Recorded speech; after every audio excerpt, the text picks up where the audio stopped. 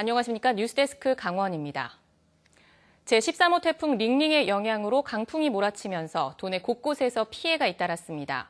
아파트 옥상 강철판이 떨어져 차량이 파손되고 신호등이 휘거나 건물 철판 지붕이 추락하기도 했습니다. 황구선 기자입니다.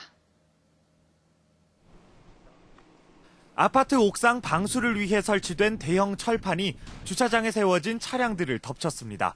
강풍으로 사고가 난 것은 오늘 오전 7시 15분쯤. 강철판과 함께 베란다 유리창과 창틀까지 바닥에 떨어지면서 차량 8대가 파손됐습니다. 사고 처리로 2시간 넘게 일대 교통이 통제됐고 추가 피해 예방을 위해 창틀 제거 작업이 진행됐습니다. 네, 여기뿐만 아니라 다른 데 다 마찬가지예요.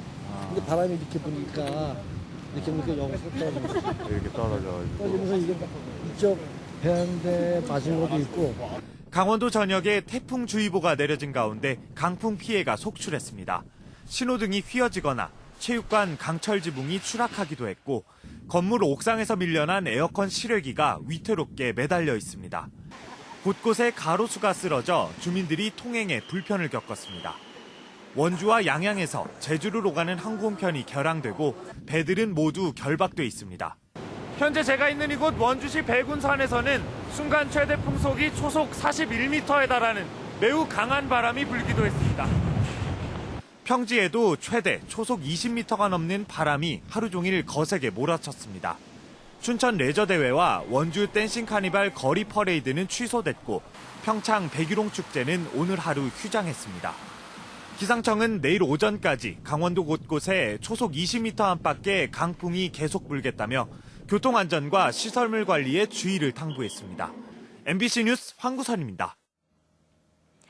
2018 평창 동계올림픽 경기장 시설들은 사후 활용을 놓고 걱정과 비판이 많았습니다. 올림픽이 끝난 뒤 실제로 수익과 지출이 얼마인지 확인해봤습니다. 김인성 기자입니다. 동계올림픽 빙상 경기장들이 모여있는 강릉 올림픽파크가 인적 없이 썰렁합니다. 올림픽 경기장 가운데 강릉시가 컬링센터와 강릉 아레나를 운영하고 나머지 시설은 지난해까진 강원도가, 올해부턴 강원도개발공사가 운영을 맡고 있습니다. 한국개발연구원의 연구 용역에서는 경기장 3곳에서만 연간 74억 원의 적자가 예상되는 것으로 나타났습니다.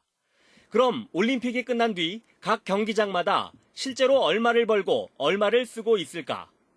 각 경기장들의 전기세, 수도세, 인건비, 관리비 등 세부 지출 내역과 수입 내역을 정보 공개를 청구해 받았습니다. 가장 많은 수입을 올린 곳은 입장료와 임대료 수익을 얻고 있는 스키점프대로 5억 6천여만 원을 벌었고 올해까지 국비 지원을 받아 스포노믹스 사업을 운영하고 있는 컬링센터가 2억 2천여만 원으로 뒤를 이었으며 슬라이딩 센터는 500만 원으로 가장 적었습니다. 같은 기간 경기장별 지출 내역을 살펴봤습니다. 통합 운영되고 있는 스키점프와 크로스컨트리, 바이애슬론 경기장이 27억 8천여만 원으로 가장 많았고 컬링 경기장 14억 9천여만 원, 강릉 하키센터 8억 4천여만 원 순이었습니다. 항목별로는 관리비가 가장 많았고 전기세와 인건비, 보수비 순으로 지출 규모가 컸습니다. 지출액 대비 수입액 비율을 살펴봤더니 슬라이딩 센터는 0.87%, 스피드 스케이팅 경기장이 2.27%, 강릉 하키센터가 3.02%로 참담한 수준이었고 경기장 전체로는 지출 70억여 원에 수입은 9억여 원으로 13.7%에 불과했습니다. 강원도가 올해 지출 내역 일부를 정산이 끝나지 않았다는 이유로 제공하지 않아 적자 규모는 더 클 가능성이 높습니다. 올림픽이 끝난 뒤 계속 시간만 허비하며 강원도민들이 낸 세금으로 운영비를 메우고 있는 셈이어서 하루라도 빨리 올림픽 시설들의 적절한 활용 방안을 찾아야 한다는 지적이 일고 있습니다. MBC 뉴스 김인성입니다. 오늘 오후 3시 10분쯤 원주시 귀래면 404호선 지방도에서 52살 A씨가 몰던 승용차와 마주오던 시내버스가 충돌했습니다. 이 사고로 크게 다친 A씨가 그 자리에서 숨졌고 버스에 있던 승객 3명과 운전기사가 다쳐 119 구급대에 의해 병원으로 옮겨졌습니다. 경찰은 버스 운전기사 등을 상대로 정확한 사고 원인을 조사하고 있습니다. 중국 단체 관광객 1,800여 명이 춘천을 찾아 오늘 봄내 체육관에서 열리는 한중 김장문화 체험 행사를 가졌습니다. 중국 수정제약 소속인 이들 관광객들은 한류스타이자 강원도 홍보대사인 가수 황치열과 사랑의 김치 담그기를 직접 체험했습니다. 이들이 만든 사랑의 김치는 도내 아동과 노인 복지시설에 전달될 계획입니다. 한편 이들은 어제 철원 고석정에서 싸이 등이 출연하는 DMZ 팝 콘서트를 관람했으며 내일은 홍천 지역 관광에 나섭니다. 제24회 원주 사회복지 대축제가 오늘 상지대학교 체육관에서 열렸습니다. 이번 행사에서는 25개 부스가 만들어져 복지박람회와 체험 프로그램이 펼쳐지며 200명의 어린이가 참여하는 어린이 사회복지 사생대회와 백일장, 축하 공연 등 다채로운 행사가 마련됐습니다. 기념식에서는 지난 2013년부터 시상하고 있는 원주시 사회공헌장 3곳을 비롯해 사회복지 유공자 30명에게 표창을 수여했습니다.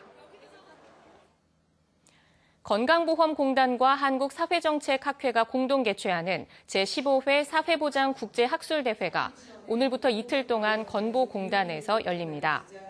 영국과 프랑스 등 6개 국가 150여 명의 사회보장 전문가들이 참여한 이번 학술대회는 유은혜 사회부총리의 기조연설을 시작으로 건강보험과 국민연금, 포용국가 등을 주제로 17개 과제에 대해 진행됩니다. 이번 학술대회는 건강보험 보장성 확대를 포함해 사회정책 전반의 미래 과제를 검토하고 대안을 찾는 데 집중됩니다. 평택 삼척간 동서고속도로 조기 건설을 위한 청와대 국민청원이 이번 주에 10,000명을 돌파할지 관심이 모아지고 있습니다. 태백정선, 동해 삼척, 영월 등 도내시군과 충북 제천과 단양, 경기 평택 등 동서고속도로 추진협의회는 동서고속도로 조기 착공을 위한 지역민들의 염원을 담은 국민청원을 제기했습니다. 청원은 한 달 동안 진행되며 20만 명 이상의 여론이 모이면 청와대가 공식적으로 답변을 합니다. 강원뉴스 마칩니다. 시청해주신 여러분 고맙습니다.